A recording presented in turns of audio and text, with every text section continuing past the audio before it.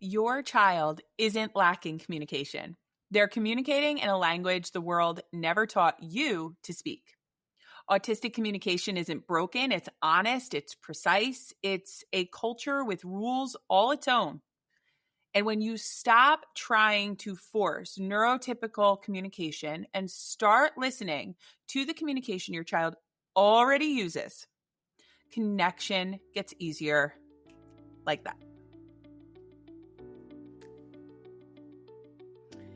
Hey there, my fellow supporter. This one's for you. Welcome back to the Redefining Autism Podcast, the touchstone for your soul, always a reminder that you are not alone. Where every episode will have you walking away stunned, thinking, wait, how does she even know that? Today we're diving into communication, but not the narrow version that the world has taught us. Not speech, not vocabulary list, and not scripted social skills. We are talking about autistic communication as a full culture with its own rules, own rhythms, own values, and own languages. By the end of this episode, you'll walk away knowing the difference between communication and speech, why scripts, echolalia, and monotone voices are not the problem, how autistic communication is often more honest, direct, and clear than neurotypical communication, and why your child's communication is not missing, it's misunderstood. And let's not forget, we're going to continue to talk about how to build a shared language based on who your child is, not who the world expects them to be. At the end of this episode, hopefully you will feel relief, validation, and connection. All right, do I have a story for you? Actually, it's less of a story today and more of a finding that came out of research. And this, I'm going to read directly from it because it is from a study, so I do not want to get it wrong or misrepresent it. I will link it if you want to read it in its entirety. This came out in 2020 in May, and here's what it says. Sharing information with other people relies on the ability to communicate well. Autism is defined clinically by deficits in social communication. It may therefore be expected that autistic people find it difficult to share information with other people. We wanted to find out whether this was the case and whether it was different when autistic people were sharing information with other autistic people or with non-autistic people. We recruited 9 groups, each with 8 people. In 3 of the groups, everyone was autistic. In 3 of the groups, everyone was non-autistic. And in 3 of the groups, they were mixed groups where half of the group was autistic and half of the group was non-autistic. We told one person in each group a story and asked them to share it with another person, and for that person to share it again, and so on, until everyone in the group had heard the story. Pause. This sounds a little bit like a game of telephone. Resume. We then looked at how many details of the story had been shared at each stage. We found, here it is, here's the takeaway, here's the important piece that's going to anchor this whole episode. We found that autistic people share information with other autistic people as well as non-autistic people do with other non-autistic people. However, when there are mixed groups of autistic and non-autistic people, much less information is shared. Participants were also asked how they felt they had got on with the other person in the interaction. The people in the mixed groups also experienced lower rapport with the person they were sharing the story with. This finding is important as it shows that autistic people have the skills to share information well with one another and experience good rapport, and that there are selective problems when autistic and non-autistic people are communicating. So, too long, didn't read. Summary of that is that researchers played a game of telephone, and when the game of telephone was autistic person to autistic person, it was as successful as it was when it was non-autistic person to non-autistic person. The only interactions and groups that did not have the same success was when it was a mix of autistic and non-autistic in either direction. Also, when they asked people about how well they thought it went, or their not happiness, but like their satisfaction with the conversation or with the interaction, again, the only group that reported being less satisfied was the mixed non-autistic and autistic group. But both the autistic to autistic and non-autistic to a non-autistic, they reported, similar rapport levels, similar satisfaction levels. Now, this is huge. This is huge because for so long, we have been, whether intentionally or unintentionally, telling autistic individuals that their way of communicating is not good or not as good as neurotypical communication. And we see that in the use of social skills groups where we put autistic individuals, especially autistic children, lunch bunches, and we put them with other neurotypical children. And we essentially taught them how to model communication and behavior off of those people or kids. Open House Week isn't a sales event, it's an invitation. I want to be fully transparent that I am inviting you to join the support circle, but only if after stepping aside of the community and experiencing it, you decide if it's right for you. This is really just me inviting you to hop in the car, hypothetically, with me and some others who feel oddly familiar despite not knowing each other well yet. We're all on the same long, winding road, complete with a lot of detours, construction zones, and sometimes even bumper-to-bumper traffic. We've got gas station snacks, a killer true crime podcast, no pun intended, and zero expectation that you have to have it all together. You can ride along for a bit, see how it feels, and fair warning, you may not want to get out. Most people stay because it makes daily life feel more manageable and a lot less lonely. If walking into new spaces alone makes your nervous system spike, Open House Week was built with you in mind. You can join quietly, take it in, and participate only if and when you want. Come experience the culture of the support circle without having to push yourself past your comfort zone. You show up where you are, take what you need, and leave with support you can use right away. Open House Week gives you everything members usually experience over a month condensed into 1 week without adding anything extra to your plate. It's designed to fit into real life without asking more of you than you already give. This time of year asks so much of you financially, emotionally, and mentally. And while it can feel irresponsible to say yes to anything extra, especially right after the holidays, support isn't indulgent. This is non-negotiable when you are carrying as much as you are. This isn't about treating yourself. It's about having what you need to keep going. Doors open January 9th, but the waitlist is already open, so come on in. Grab your go-to snack, no judgment. Mine will be Sour Patch Kids and a Diet Coke. Get comfy and come hang out with us. The company's good and your seat's open whenever you are ready.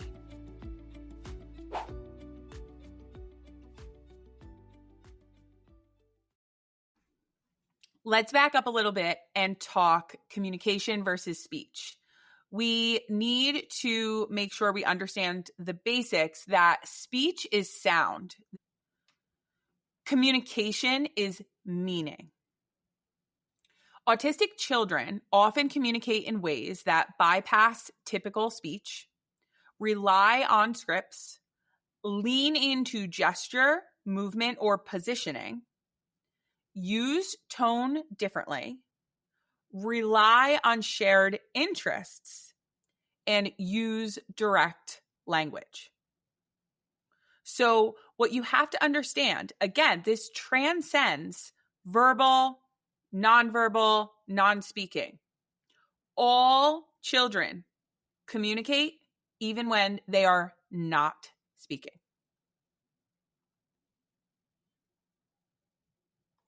So here are 5 core autistic communication styles. The first we're going to talk about is echolalia. So this can be immediate echolalia or delayed echolalia.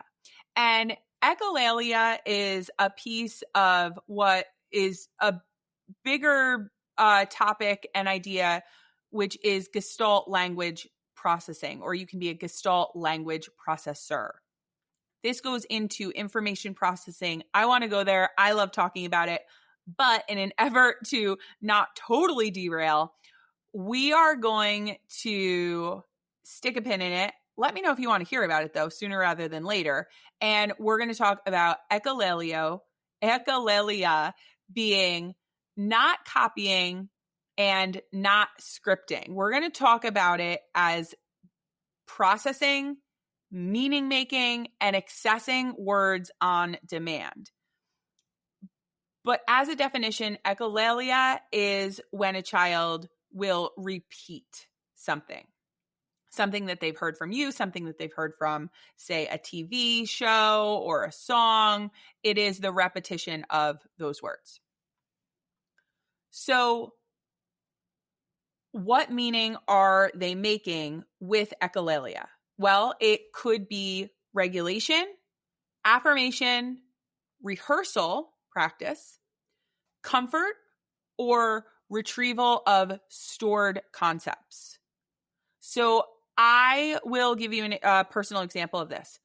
So my children had a girl who watched them in the morning who was one of my students and is now married with her own child. So that makes me feel old. But anyway, she helped us raise our kids. I mean, in reality, right? Like she was a huge, huge part of their life. And when she stopped coming, very like amicably, the kids' schedules changed, my work changed, all that good stuff.